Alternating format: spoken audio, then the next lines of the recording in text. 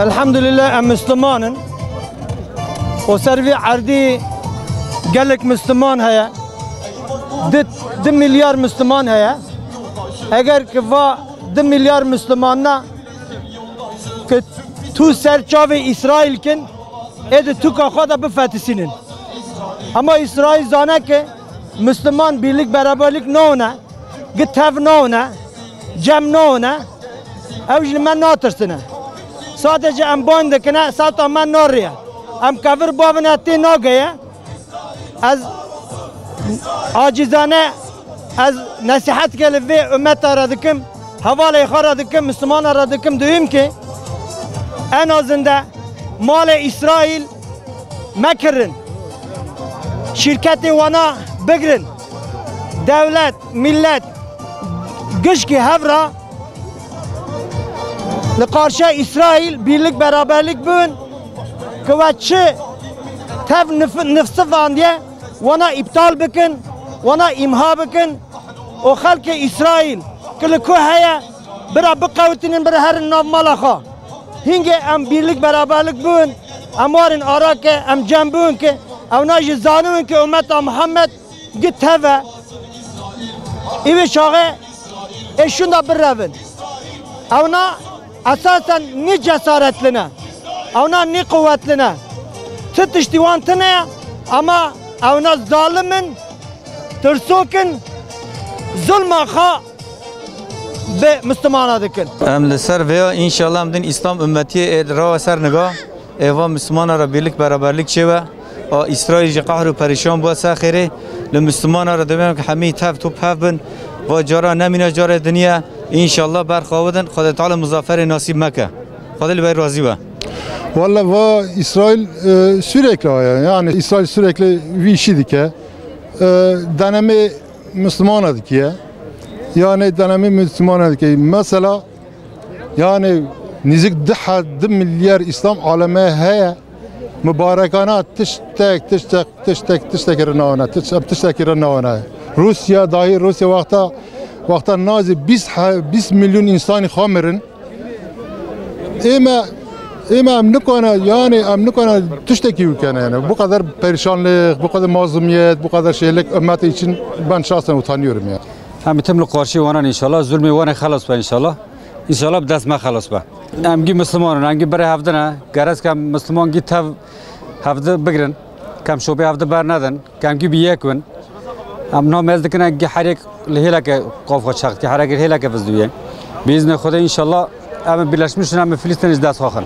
İsrail'in Mescid-i Aksa'ya ve Kudüs'e uygulamış olduğu insansızlaştırma, Müslümansızlaştırma politikası sadece Filistin halkına değil, bütün İslam ülkelerine, İslam halkına yönelmiş olan bir saldırıdır. Bu nedenle sadece Filistinlerin değil, bütün Müslümanların sorunudur bu. Tabii ki buna tepki vermemiz gerekiyor. Olayı sadece Filistin meselesi olarak değil, bir İslam mücadelesi olarak görmekte yarar var. Şimdi bunu sadece Kudüs meselesiyle ilişkilendirmek çok doğru değil. Bu Türkiye'nin ulusal stratejisi ve NATO ile ilişkileriyle alakalı. Türkiye eğer NATO ile ilişkilerini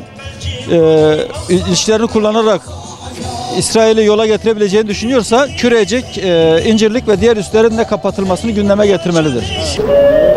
Maalesef sizin de söylediğiniz gibi İsrail, Siyonist İsrail terör devleti özellikle Ramazan aylarında yine bu Ramazan ayında içinde bulunduğumuz mübarek günde Kadir Gecesi yeniden Mescid-i Aksa'yı işgal ettiler. Gazze'yi havadan, karadan, denizden bombalıyorlar. Halen şu an bombalıyorlar. Havada 80 tane uçakla. Yüreğimiz yanıyor, içimiz yanıyor. O kardeşlerimize, onlara Rabbimden bol sabırlar diliyoruz. Rabbimin onları zaferle taçlandırmalarını Rabbimden niyaz ediyoruz. Bildiğiniz gibi maalesef hükümetimizden şunu istiyoruz. İçimiz yanıyor, yüreğimiz yanıyor. Kutsal beytimiz Mescid-i Aksa bugün Siyonist İsrail'in çizmeleri altında, pastalları altında işgal edilmiş. Malatya Kürecik'te o bulunan füze kalkanı oraya sinyal gönderiyor ve o kardeşlerimizin atmış olduğu füzeleri engelliyor, onları havadan infilak ettiriyor. Biz hükümetimizden şunu istiyoruz. Kaldırsınlar artık bunu, yeter. İncirlik hava üssünü Amerika ve onun uşağı İsrail, Amerika bildiğiniz gibi daha önce İncirlik üssünde yanı başımızdaki ülkemiz Irak'taki kardeşlerimizi bombaladılar. Biz halkı Müslüman bir ülkeyiz. Bu bize yakışmıyor. Bizim Filistin'in yanında yer almamız lazım. Açsınlar yolları, biz seve seve canımızı o kardeşlerimiz için vermeye hazırız. Yeter artık bu zulüm. Dünya Müslümanlarına sesleniyorum. Atın üzerinizdeki artık bu bu tozu. Artık yeter, yani ayağa kalkalım, yeter artık. Bizim o kardeşlerimizin yanında yer almamız lazım. Onlara dua etmemiz lazım. Rabbim onların yar ve yardımcısı olsun. Rabbimden dediğim gibi onlara bol sabırlar niyaz ediyorum. Zaten şehit diyoruz, şehit. Onlar Allah'ın katında vefat edenler şehittir. Onlar cennettedirler. Ama o Siyonistlerin ölüleri cehennemdedirler. O yaralı kardeşlerimize acil şifalar diliyorum. Onlar kadın, çoluk, çocuk demeden sivil insanların üzerine tonlarca bomba yağdırıyorlar. Bir de kendileri daha mazlum bir halkmış gibi bunu yayıyorlar Avrupa ülkelerinden. Onları lanetliyorum. Bütün içtenliğimle bugün elimizden gelen bu. Ama yolları açsınlar. Biz o kardeşlerimizin yanına gideceğiz. En ufak bir şek ve şüphe duymadan Rabbimden onlara bol, geniş ve güzel sabırlar diliyorum. Rabbim yar ve yardımcıları olsun. Şu anda dünyada gerçekten yani hiçbir devlet, hiçbir hükümet şu anda ciddi bir şekilde yardım etmiyor. Yani bizim Türkiye'de özellikle Cumhurbaşkanımız sürekli Kudüs bizim kırmızı çizgimizdir diyor ama maalesef bu konuda hiçbir adım atmıyor.